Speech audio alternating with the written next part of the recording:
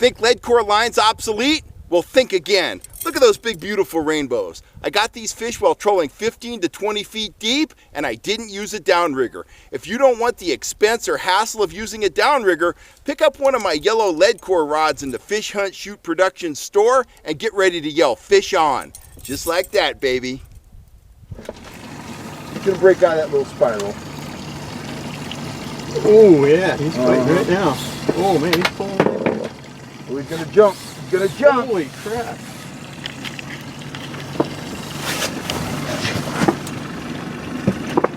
Right under the surface. Just keep reeling. Don't lift too much. Don't lift too much. Just keep it just like that. Just keep going like that. He's gonna wear out. He's cold-blooded. Oh, my. And we slowed the boat down just enough to keep all the gear moving, but you're Still slipping. not pulling on him. Slipping's okay. Once he tires out, won't be Yeah, we don't want him in here hot. I'm ready. Yeah. I'm ready. I know you've never done this before. When he comes over here, you flick it right over my head. Yeah.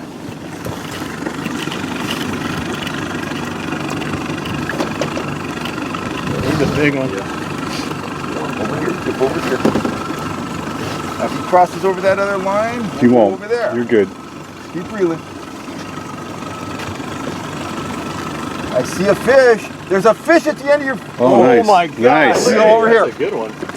Don't go crazy. Just nice. Keep and reeling. Keep reeling. Just keep reeling. Don't stop reeling. Don't look at the fish. Just keep on reeling. Keep reeling. He's out of range That still. was enough to Get get ready. attention. Yeah. There you go. Well, that's another range Nice. Beautiful fish. Woo! 7 pounds, Collins Lake. Nice. Night crawler and one of our mini willow leaf blades. 5 feet deep, guys. What a phenomenal trout. And you fought that like a pro, dude. Yeah, I am sore. Diamondbacks, sidewinders, fisheye dodgers, and fisheye pros with the patented moon crackle tape. FHS Dodgers flat out perform. Get yours now at fishhuntshoot.com. Howdy guys, Kel Kellogg here. I just wrapped up the 2020 guiding season. Ooh, fish on the mag lib. Anyway, I just wrapped up the 2020 guiding season, and it was very interesting being out on the water with folks that watch this channel. I had some interesting observations watching those people out in action on the water, and it seems like everybody had a bunch of questions for me, and some of them were frequently asked questions that came up time and time again.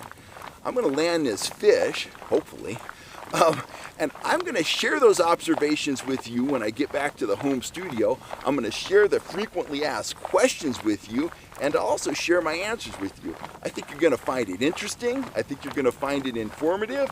And in some ways, I think you're going to find it entertaining. That's a really nice fish. See if I can lift him aboard here. Ooh, he's a fatty right there on the mag lip. I'll catch you guys back in the studio. Howdy guys, Kel Kellogg here. I am back in the studio. Actually, I'm back in my backyard. It's a couple days later. I've had some stormy weather since I visited Sugar Pine Reservoir, but let's jump right in. Let's start out with the angler observations, things that I noticed when I was out guiding anglers.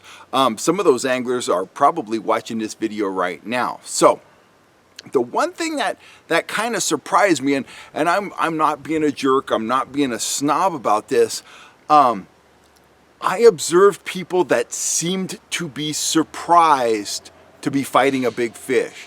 Now, I like to catch small trout. I like to catch pan-sized trout, medium-sized trout.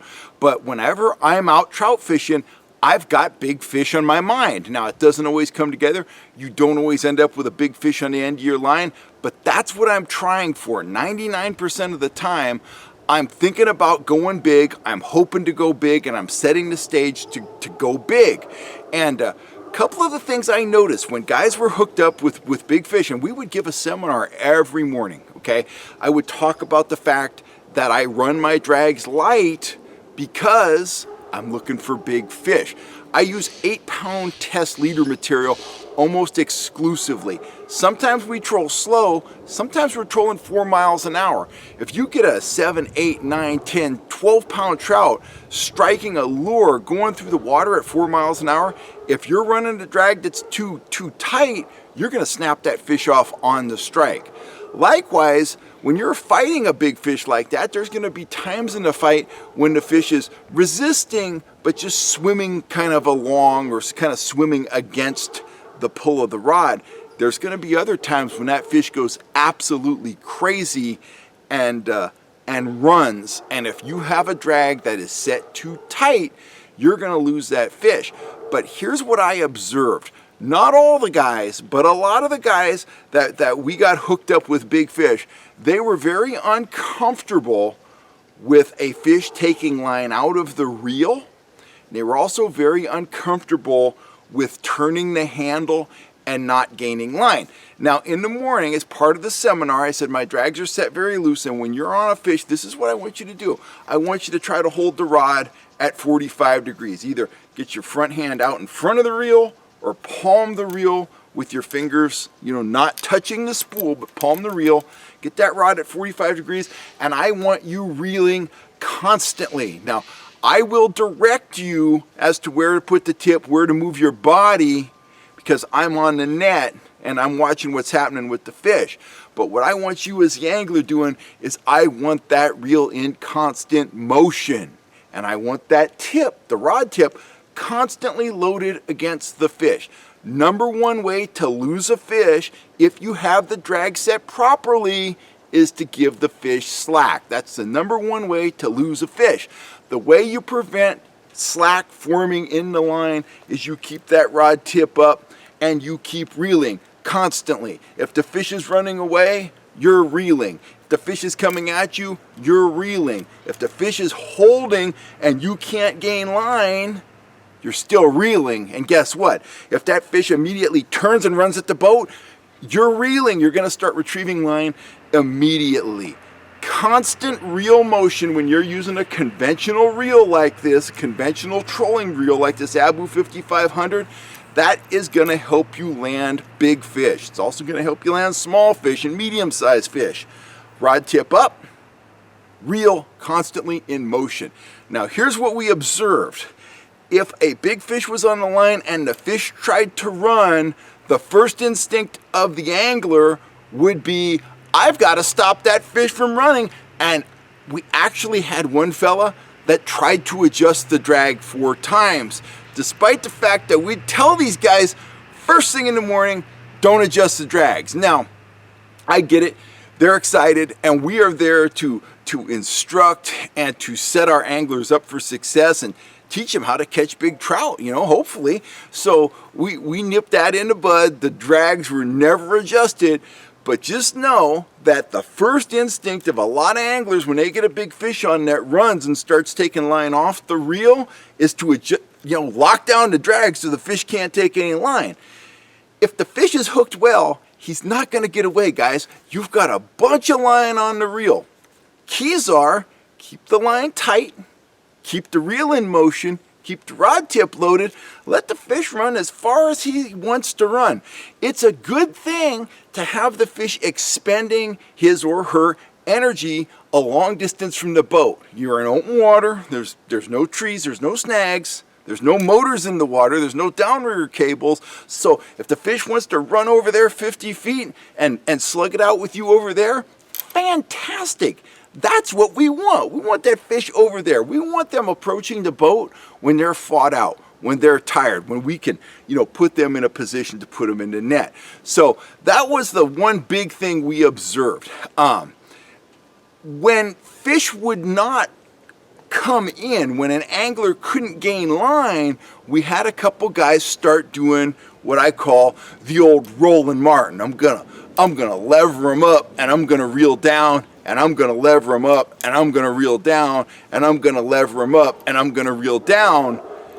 That looks cool, and sometimes that works. Couple things though. If you have a fish that isn't hooked real well, and we had some big fish that were just skin hooked, which we ended up landing, but if you have a fish that isn't hooked well and you start craning up on the rod and reeling down, guess what? You're gonna pull the hook out. Now, the other thing that can happen very easily is you're already excited and you're lifting up on the fish and you're reeling down. If you lift up and you don't reel fast enough reeling down, guess what? Slack is going to develop between the rod tip and the fish, and if that fish head shakes right then, which is likely to happen if the fish feels a reduction in pressure on his head, it's going to flip the hook. So, again, all you guys out there, you're going to be using my gear, you're going to have it in the water, you're going to be trolling along, and one of these days, you're going to hook a really big fish. 45 degrees, light drag, preset, pre-checked, you know the drag is right. You are not going to adjust the drag during the fight, and you are going to keep that reel in constant motion, and you're going to rely on your gear, the spring of the rod, and the drag to wear that fish down, to sap his energy. Then and only then is the fish going to approach the boat. He's not going to have the energy to go crazy to do a bunch of acrobatics, you know, right at the back of the boat where he could tangle you up, and you're going to land that fish. Stay cool, rely on your gear, keep the reel handle moving, keep the line tight, and you will land almost all the big fish you hook. Of all the big fish we hooked this fall, we lost one, and it was not the angler's fault. He was doing everything perfectly.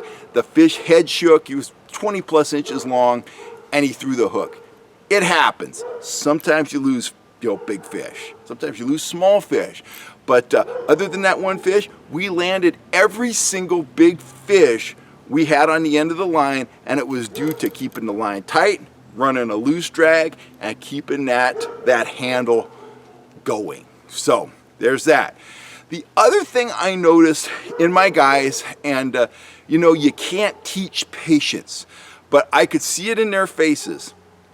I fish with a high level of confidence, and I fish with a high level of patience, and I think that comes from having been a deer hunter for so long and sitting in so many deer stands where hour after hour after hour goes by and nothing's happening, and then finally there's a big buck in front of you, and it goes from boredom to just, you know, bone-shattering excitement, just bam, just like that. And we would talk about bite windows, and we would be very honest with the guys about, you know, what the intensity of the bite was, and we had a lot of days when the bite wasn't really intense. But I would always say, we're going to put in our time, and we're going to get our shots. Our bites might be a long time apart, but we're going to have shots at fish, and we're going to have shots at some very large fish. The 12-pounder we landed, prime example.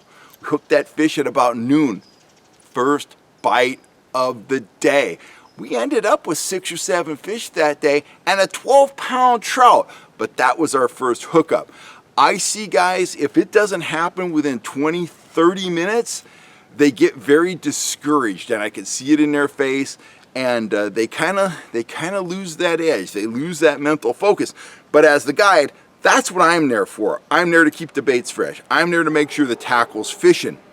But just remember, when you're out there on your own, stay in the game. You're not going to get a bite every 5 minutes. Sometimes you will. You might not get a bite every 2 hours, but stay in the game and be ready, because, you know, big bucks and big trout, they have an uncanny ability to come when you least expect it, to come when you've let your guard down and you're not ready. Everybody's ready the first 20 minutes, man. Everybody's keyed up. They're like, let's get it on. But after you've trolled for 3 hours without a bite, they're kind of like, oh man, this is just a boat ride. This sucks. And then a 12-pounder comes and hits, and it's chaos for a little while. So remember, when you're out on your own, keep your mind in the game. That big fish can come knocking any time, and again, they have that uncanny ability to come when you don't expect them to come. Moving on, we had a lot of questions about line and rigging. I'm going to do a separate segment in another video about lead core, because we had a lot of questions about what lead core is, what it does, stuff like that. I was kind of surprised, but I had a lot of questions about the basic setup of my rods, and my motto is keep things simple. Whether I'm using a lead core rod or one of my downrigger rods, everything's rigged the same way. main line, and I'll show you one of my downrigger rods. It's one of my lead core sticks here. Main line comes down to a bead and a trolling swivel right there. A beaded trolling swivel. Okay, why? And almost every guy on the boat asked me what the bead was for, and I could tell they had hope in their eyes. They wanted me to say, man, it attracts more fish. Doesn't do anything like that. It's on there for the sole purpose of, well, actually two reasons. One, it's on there so I know where that snap is. I'm old and blind. Sometimes we hook fish early. Sometimes we fish them late or hook them late. Sometimes we got, no sun out or a bright sun out. I want to know exactly where that junction to the leader is, and the bead helps me with that. The bead also prevents that trolling swivel from getting reeled into the first eye of the rod. Now, ordinarily, that's not a problem. But when it would be disastrous is if you're fighting a big fish and we're getting ready to net it, and you reel that trolling swivel into the eye and the fish makes one last run, okay? If everything's working properly and that trolling swivel isn't in the eye, the fish is going to run 3 or 4 yards. He's going to come back to the surface. You're going to bring him to me. We're going to scoop him. Done deal. But if that trolling swivel were to be in the eye when that happens, he's not going to be able to gain any line, and that 8-pound test leader is going to snap like sewing thread. So that's what the bead is for. It's a visual indicator to me of where that trolling swivel is, and it also protects that trolling swivel from getting into the eye of the rod. Now, every rod's rigged the same way. Main line, bead, trolling swivel. Let me grab my trolling rod over here, my downrigger rod. Guys would always ask me, what kind of a leader do you use? And I would say, I use, and everyone's the same. They're not all exactly the same length, but this is one I was using out of Sugar Pine the other day. Right there, we got the bead, we got the trolling swivel. It's got a lock snap on the end of it. We have about 40 inches of 8-pound fluorocarbon that leads down to this cross lock snap right here. Not a snap swivel, a cross lock snap. That's where we connect our lures. Now, there is a variation to this. When I'm trolling a fly, I take off this 8-pound test fluorocarbon trolling leader, and I replace it with the fly leader with the fly attached, which I pre-tie at home. It's got the wiggle disc on it and everything. All my leaders have a loop in the top of them. It's just a double overhand, 2 grannies basically, a double granny surgeon's knot. It makes a loop in the line. It's very strong. It's very easy to get that snap in there. So that's what my leaders look like. They're about 40 inches long. They're 8-pound fluoro, loop in the top, snap down here, and you hook on your lure. Pretty simple program. Guys asked me a lot, why fluorocarbon line? Simple. Fluorocarbon line reflects light at about the same rate as water. In layman's terms, that means it's virtually invisible to the trout. Is it necessary every day? No, I don't even know if it's necessary every week. But I will tell you this. I've seen situations with trout and even halibut in San Francisco Bay where if you weren't running fluorocarbon line, you would not get hit. So I run it all the time, regardless of what's going on. Knots. Had a lot of knot questions. This knot right here that attaches a trolling swivel, Palomar, Palomar, Palomar. Why? It's simple. It's strong. That's it. Simple and strong. Keep it simple. Get stuff you can rely on to perform and use simple approaches, and you're going to be ahead of the game. Same thing down here on this cross-lock snap. Palomar knot. Pre-tie all the leaders at home while I'm watching TV, and I wrap them on a pool floaty. They're ready to go. If I want to put one on, I grab one. If I want to change one out, maybe I get a frayed one or something, change it out, put a new one on. Minimal time out of the water, maximum time with the lure in the water translates to more and bigger fish over the course of the season, because you're going to have more opportunities to hook up the more minutes you have a lure in the water. Simple stuff. You start losing seconds here, losing seconds there over the course of the season.